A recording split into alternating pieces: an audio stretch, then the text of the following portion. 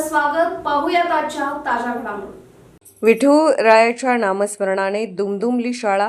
विद्यार्थ्यांनी फुगडी गोल रिंगणातून साजरी केली आषाढी एकादशी. आषाढी एकादशी निमित्त आज मांजरीच्या के.पी. मगेनावर इंग्रजी माध्यमिक शाळेमध्ये दिंडीचे भव्य आयोजन करण्यात आले होते. त्यामुळे विद्यार्थ्यांसह शिक्षकांनी शाळा परिसरात एकच आनंद उत्सव साजरा केला. यावेळी विद्यार्थी वारकरी बनून दिंडीत सहभागी होते. टाळ मृदुंगाच्या तालावर नाचत तर विठुरायाच्या नावाने स्मरण करत आषाढी एकादशी साजरी केली. यावेळी विद्यार्थ्यांनी विठ्ठलाचे रुक्मिणीची वेशभूषा करत पालकाचे लक्ष वेधून घेतले, तर वासुदेव वारकरी वेशभूषेचा पेहराव यावेळी विद्यार्थ्यांनी केला होता. शाळेचे अध्यक्ष शीतलकुमार मगेनावर या कार्यक्रमाच्या अध्यक्षस्थानी होते. यावेळी विठ्ठल रुक्मिणी मूर्तीचे पूजन उपस्थित मान्यवरांच्या हस्ते करण्यात आले.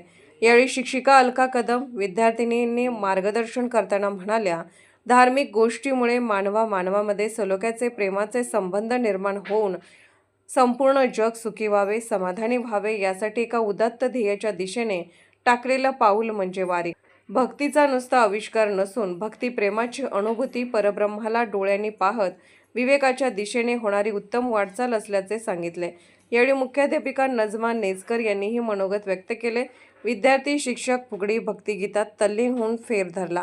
यावेळी रेखा पाटील, शिवलीला कोकणे, संजीवनी मायनावर, अमृता कांबळे, मयुरी घाडगे, सोनाली पिपळे, राजश्री पाटील यांच्यासह शिक्षक उपस्थित होते. SB न्यूजसाठी इंगळेहून राजू कोळी. जय जय राम कृष्ण हरी, ज्ञानोबा माऊली तुकाराम असं म्हणत प्रत्येकाच्या नादकोशात एक वेगळ्या लयबद्ध रीतीने प्रत्येक ठिकाणी ती दिंडी चालत सगळ्या दिंडीला सामील करत आषाढी एकादशीच्या आदल्या दिवशी म्हणजे आज रात्री 12 ती दिंडी पंढरपुरात पोहोचते.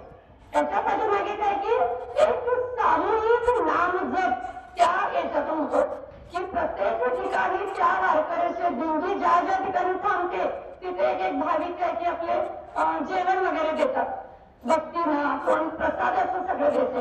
त्याच्यात काय एकमेकांना हेल्प करण्याचं त्यांचं हे माहिती की मित्रांनी एकमेकाला मदत करायची.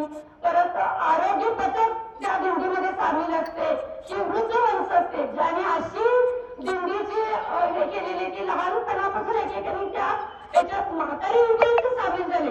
त्यामुळे त्यांच्या आरोग्याला जर दिंडीमध्ये वातावरण बदलणं जर काय प्रॉब्लेम झाला तर त्यांची सेवा तिथं व्यवस्थित व्हावी त्याच्यासाठी आरोग्य पथक देखील त्या ठिकाणी त्यांच्या दिंडीतून सामील झालेलं असतं.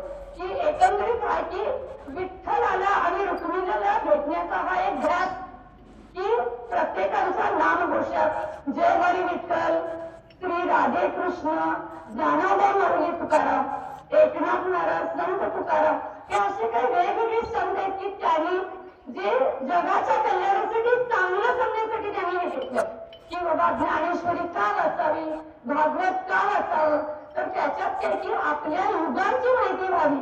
द्वापार युग, सतयुग, परत आपले काय त्रेतायुग आणि आताचं जे सुरू असलेलं कलियुग. तर ह्या कलियुगामध्ये जास्त प्रमाणात आपण वारकरी किंवा नाम जप करण्याचा हेतू काय की प्रत्येक वेळेला आपल्याला सृष्टीचा चांगलं काहीतरी संहार करण्यासाठी एक विष्णूचा अवतार येतो.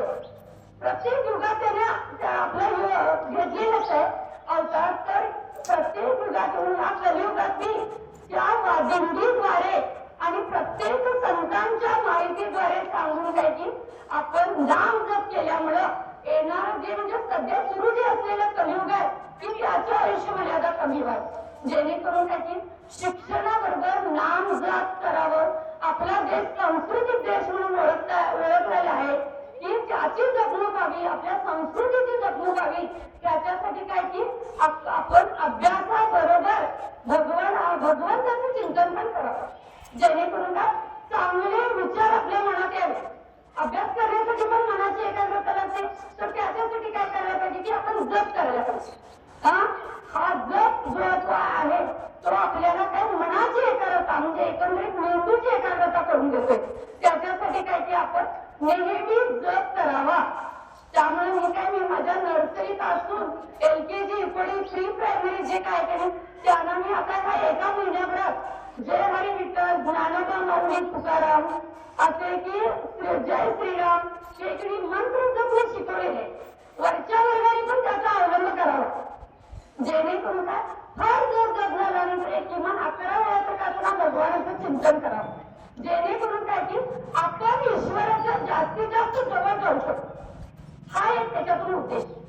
राजकीय, सामाजिक, आर्थिक असा सर्व घडामोडींचा आढावा पाहायला विसरू नका SB न्यूज चॅनल आणि नक्कीच सबस्क्राईब करा.